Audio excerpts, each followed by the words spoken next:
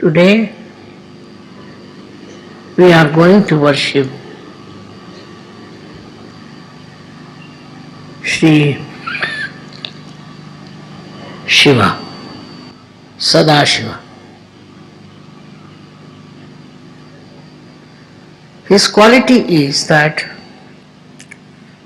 he is forgiveness personified. The amount of forgiveness he has helped many of us to exist. Otherwise, this world would have perished. So many would have been finished. Because you know what is the condition of human beings. They don't understand what is wrong, what is right. Apart from that, they cannot forgive. They go on making mistakes, doesn't matter. But they cannot forgive others. This is what we have to learn from Sri Sadashiva.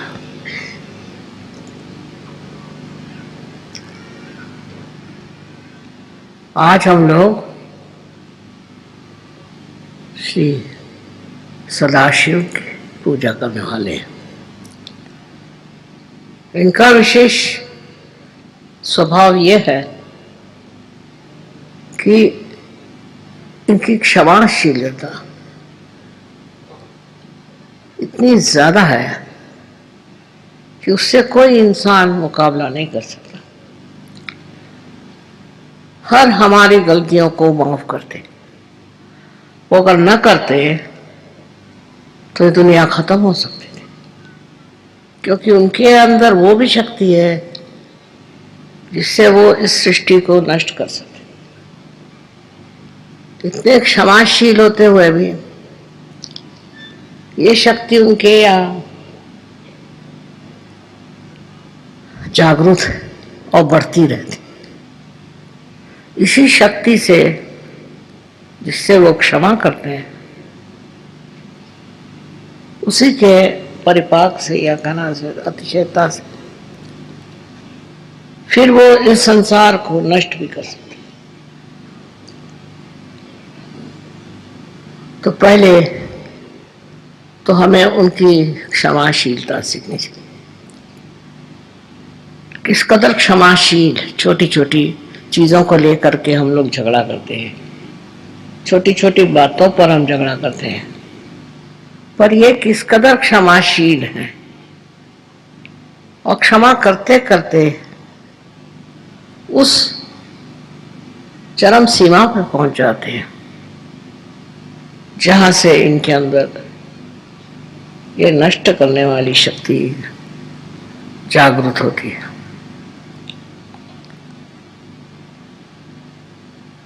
इसी से वो अपने को नष्ट भी कर सकते, इस सारे ब्रह्मांड को नष्ट कर सकते। जो भी कुछ सृष्टि बनाई गई वो सारे नष्ट हो सकती।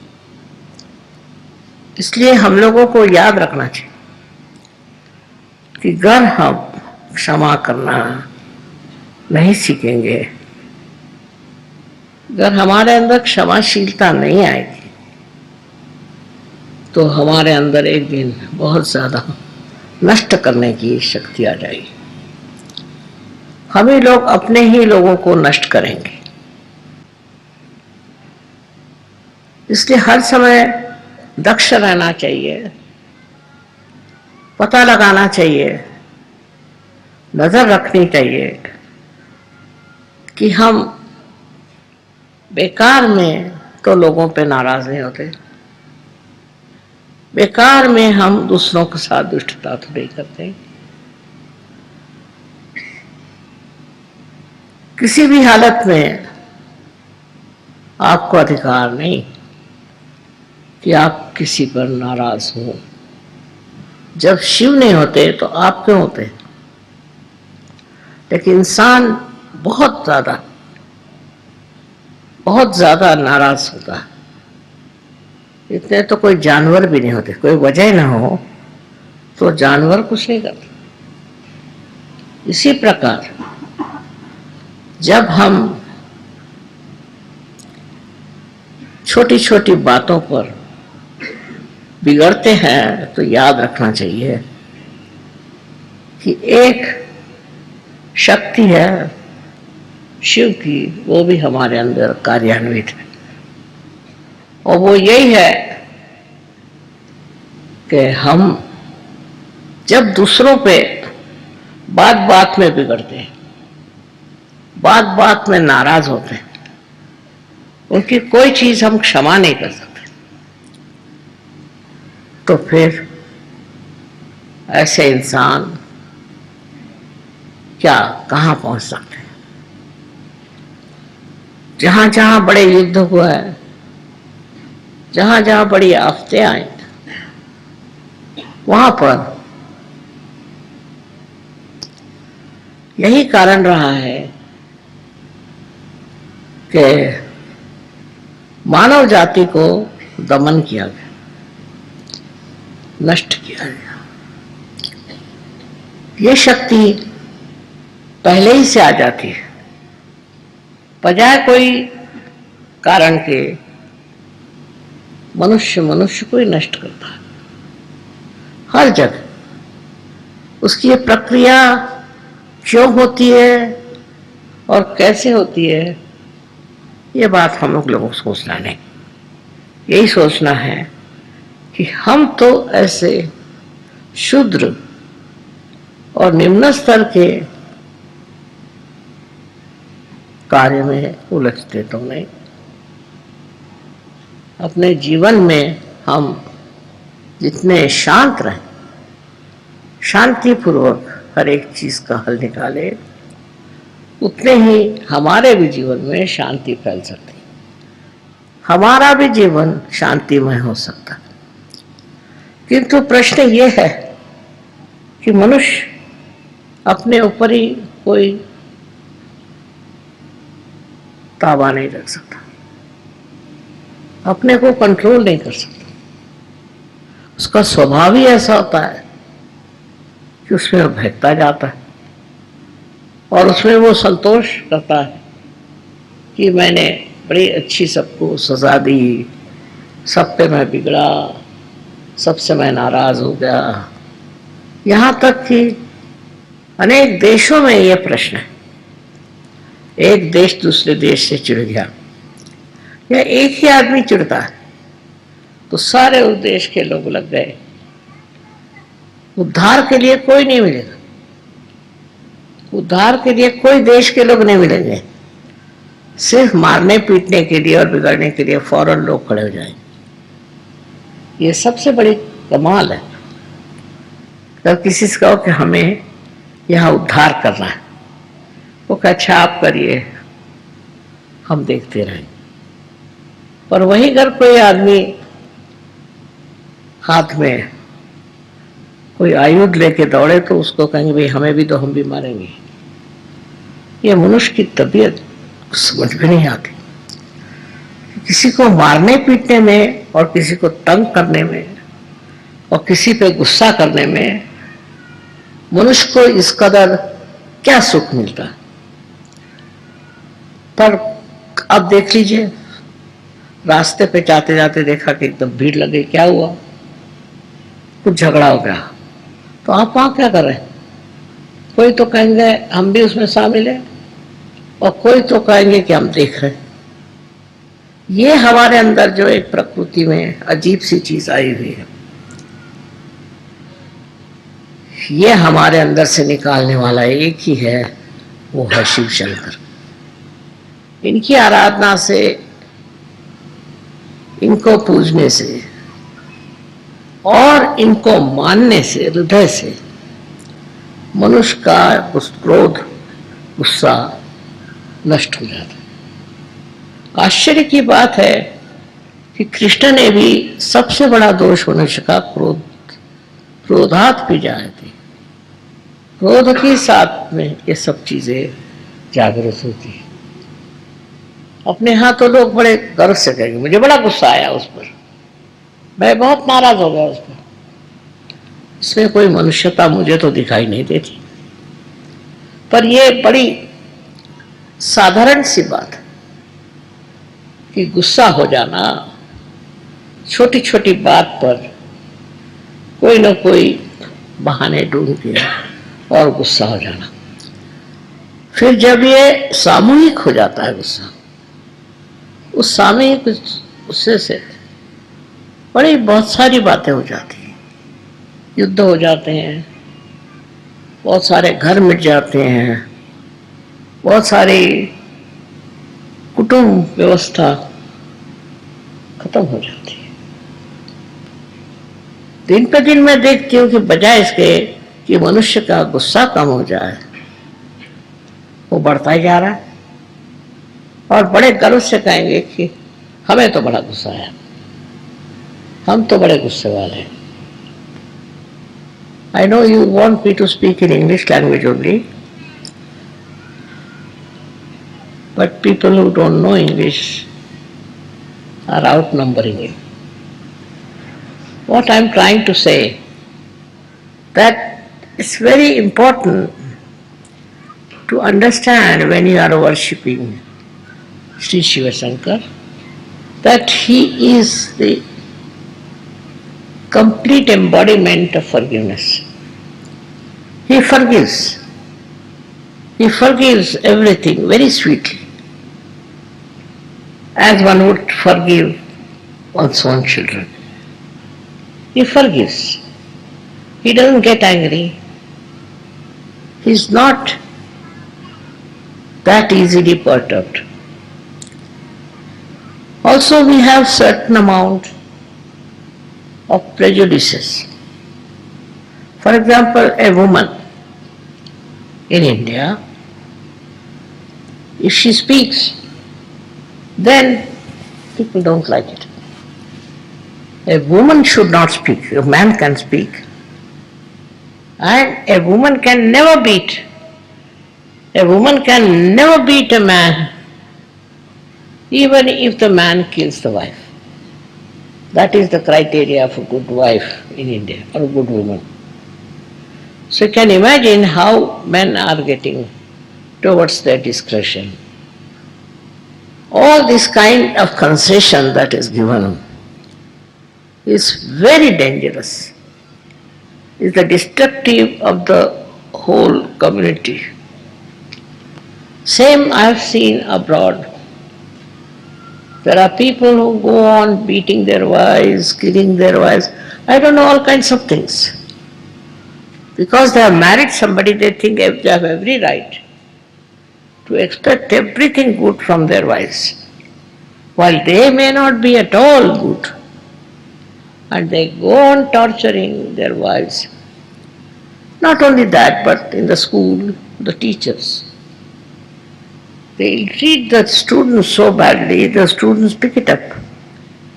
And later on, they carry on the tradition of beating others and troubling others. So every time you say, I get very angry, tell yourself, you are on the wrong path. I have told so many times to so many of you that to boast of your anger is the worst thing, because it is like boasting about your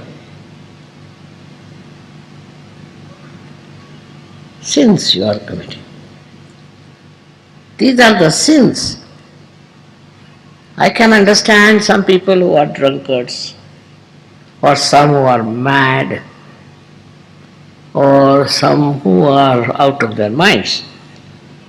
But a person you'll find very, very sensible otherwise can be very ferocious, can be very dangerous. It is difficult to say from where do you get these qualities, because none of the divine personalities had this kind of thing. For no rhyme and reason, they won't lose their temper, and even if they do, it has to be a very strong reason up to the point of destruction. But I can understand them because they have to maintain this world and they have to look after the people who are supposed to be human beings. But sometimes I have seen human beings are even worse than animals. They get provoked for nothing at all. What is the reason? Why are you angry? They'll give you an excuse which is absolutely unreasonable. In this world, you have come to enjoy peace and joy. Without peace, you cannot joy. If you cannot give peace to others, how can you have joy? And the way people treat others in such a contemptuous manner, it's very surprising. What do they think of themselves? Why should they think so low about other people? It's beyond understanding to see a man losing temper on small things. But actually they are cowards. If it comes to some facing some real problem in life, they recede back. Then they cannot come forward. This is the biggest tragedy of the whole thing. हमारे देश में भी लोग गुस्से वाले आदमी को पहचानते हैं। बस्ती में उसका नाम हो गया गुस्से वाला, ये गुस्सेला है, ये गुस्साड़ा है, ऐसे नाम उसके होते हैं और ऐसे आदमी से दूर ही रहना चाहते हैं। ठीक है, किसी ने गलती कर उसको माफ कर दीजिए। किसी ने कुछ ऐसा भी काम किया है जो नहीं करना चाहिए, उसे भी माफ कर दीजिए, क्योंकि कल ऐसा अगर आप काम करें, आप करें, तो आप किसकी सजा लेंगे? कौन आपको सजा देगा? इसलिए यही समझ लीजिए कि हम सहयोगियों को बिल्कुल अधिकार नहीं कि हम किसी को सजा दें और उनको शिक्षा दें। बहुत से लोग तो मैंने देखा बड़े खोपड़ी पर जमा हो जाते। शिव जी को जिसने मान लिया वही असली पार है। शिव जी का स्वभाव जिसके अंदर आ गया वही असली है और उसके प्रोटेक्शन के लिए भी शिव जी है। जो आदमी सीधा सरल स्वभाव से ही है, उसको घबराने की कोई बात ही नहीं। उसको संभालने वाले शिव शंकर, उसको देखने वाले शिव शंकर। तो इस वजह से आपको उसमें इतना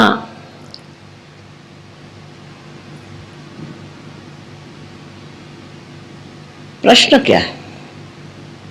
क्यों आप किसी से नाराज होते? अजीब अजीब बातें हैं। कोई साहब कहने लगे कि साहब मैं तो बहुत नाराज हूं इस आदमी से। मैंने कहा क्या हुआ भाई?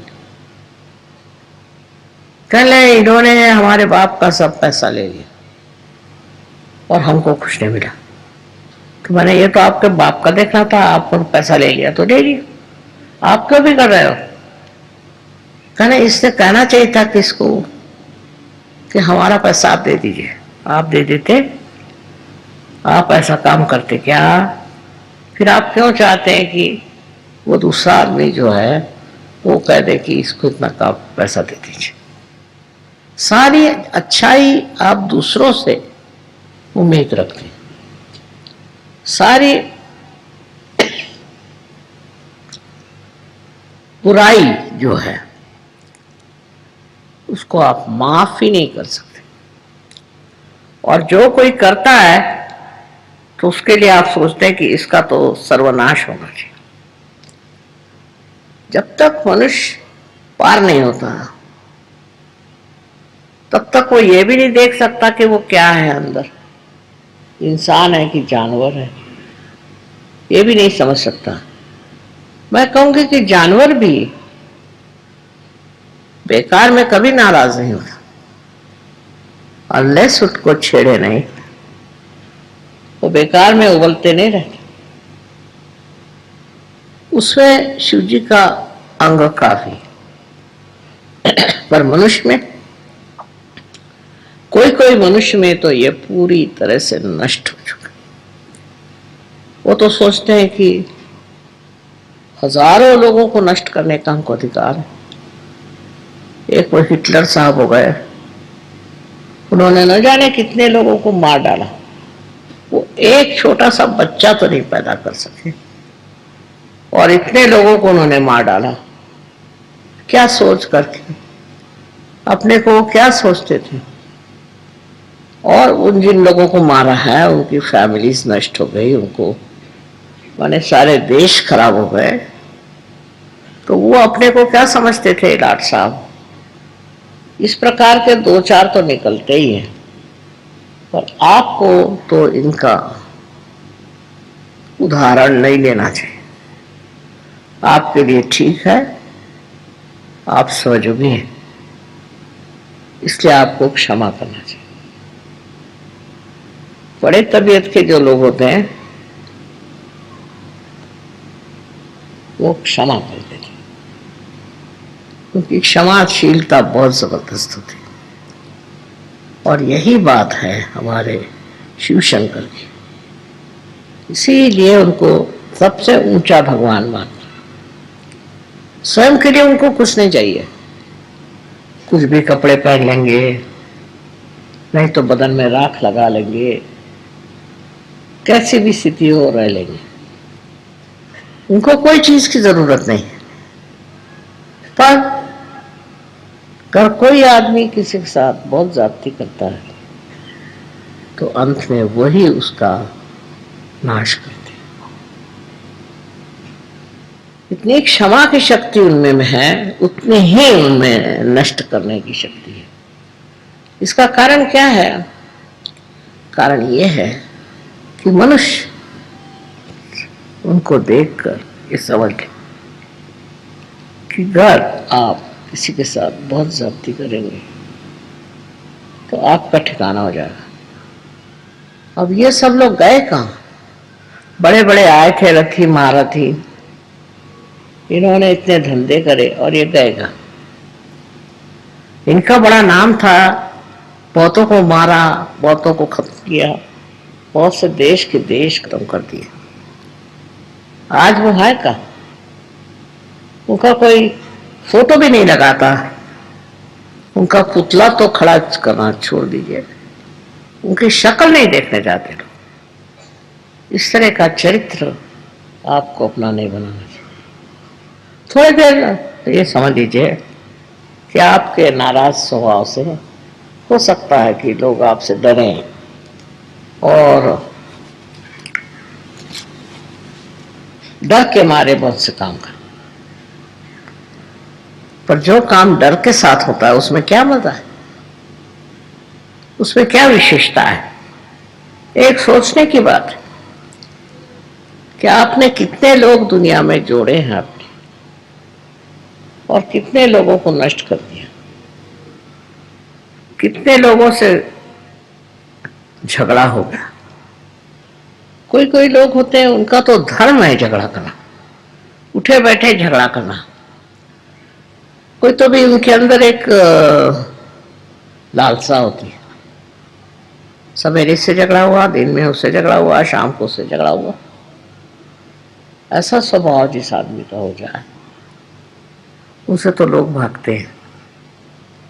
वो अगर सामने से आते दिखाई देंगे तो लोग उड़ जाएंगे दूसरे रास्ते। इससे प्रेम नहीं बढ़ सकता। सहयोग तो पूरा प्रेम का कार्य है। इसमें देखिए, हमें बड़े बड़े उदाहरण, ईसा मसीह ने सूली पर चढ़कर कहा था कि हे प्रभु इनको क्षमा कर, क्योंकि जानते नहीं क्या कर रहे। इसी प्रकार हमारे अंदर जब क्षमाशीलता आ जाएगी तो हम भी शिव जी का क्या कहना चाहिए कि शिव जी का सामर्थ्य को प्राप्त करें, उनके गुणों को प्राप्त करें। गुस्सा करना, नाराज होना, ये तो कोई खास चीज नहीं। और इसलिए आज के दिन सबको हमको विचार करना चाहिए कि हम लोग किस कदर दूसरों पे हावी रहते और दूसरों को नष्ट करना चाहते हैं। खासकर हमारे देश में तो मर्दों ने बहुत जुल्म ढाए औरतों पे, और अब भी कर रहे हैं। उसमें सहयोगियों को नहीं फंसना चाहिए, ये बेकार की चीज है, इसका कोई अर्थ नहीं लगता। शिव जी के आज पूजन में आप लोग सब अपने मन में संकल्प करें कि हम गुस्सा नहीं करें, चाहे कुछ हो जाए हम गुस्सा नहीं करें। गुस्सा का कोई उपयोग ही नहीं, तो क्यों गुस्सा करते हो? अपनी तबीयत खराब होती है। इसलिए आज सब लोग शिव जी को याद करें और उनके गुणों को प्राप्त होने की कोशिश करें। अनंत आशीर्वाद।